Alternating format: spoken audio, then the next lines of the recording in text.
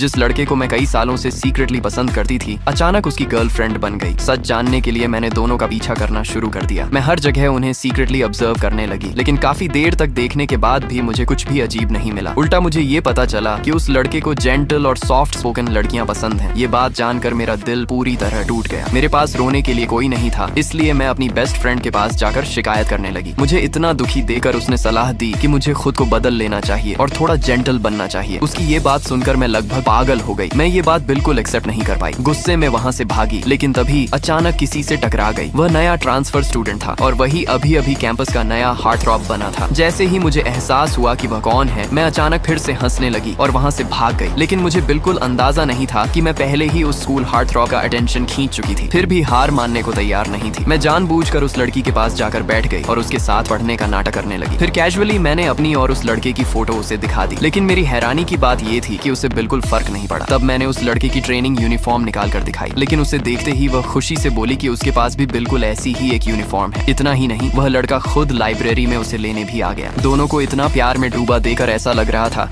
जैसे किसी ने मेरे दिल पर क्रिटिकल इमोशनल डैमेज कर दिया हो। मैं दोनों के पीछे भागी क्योंकि मैं वजह जानना चाहती थी, लेकिन जैसे ही मैंने उनके टाइटली इंटरट्वाइंड हैंड्स देखे, मैं वहीं रुक गई और जिद करने की बजाय बस उन्हें खुश रहने की दुआ दे दी। बाहर निकलने के बाद मैं बेहद डिप्रेस्ड महसूस कर रही थी। मुझे समझ नहीं आ रहा था कि वह लड़का मुझे क्यों पसंद नहीं करता। तभी अचानक किसी ने मेरा नाम पुकारा। मैंने ऊपर देखा तो वह स्कूल हार्ट थ्रॉब था। मैं अभी भी सोच रही थी कि उसे मेरा नाम कैसे पता, तभी वह अचानक मेरे पास आकर बैठ गया। मेरी कंफ्यूज्ड नजरों के सामने उसने अचानक मुझसे अपने फीलिंग्स कन्फेस कर दिए, लेकिन खुश होने की बजाय मैं उसकी बात सुनकर डर गई। मैंने तुरंत अपना बैग उठाया और वहां से जाने लगी, लेकिन तभी उसने अचानक मेरा हाथ पकड़ लिया। मैं कुछ समझ पाती उससे पहले ही उसकी अगली हरकत ने मुझे पूरी तरह फ्रीज कर दिया। घर लौटने के बाद मैं लगातार अपने दांत ब्रश करती रही। मुझे ऐसा लग रहा था मानो मैंने अपने क्रश को धोखा दे दिया हो। किसी को इस बारे में पता न चले, इसलिए अगले दिन मैं खुद स्कूल हार्ट थ्रॉब के पास गई और उससे रिक्वेस्ट की कि वह इस बात को सीक्रेट रखे। स्कूल हार्ट थ्रॉब ने मना नहीं किया, लेकिन बदले में उसने एक कंडीशन रखी। उसे चाहिए था कि मैं उसकी फेक गर्लफ्रेंड बनूं। पार्ट 2 के लिए कमेंट में यस लिखिए।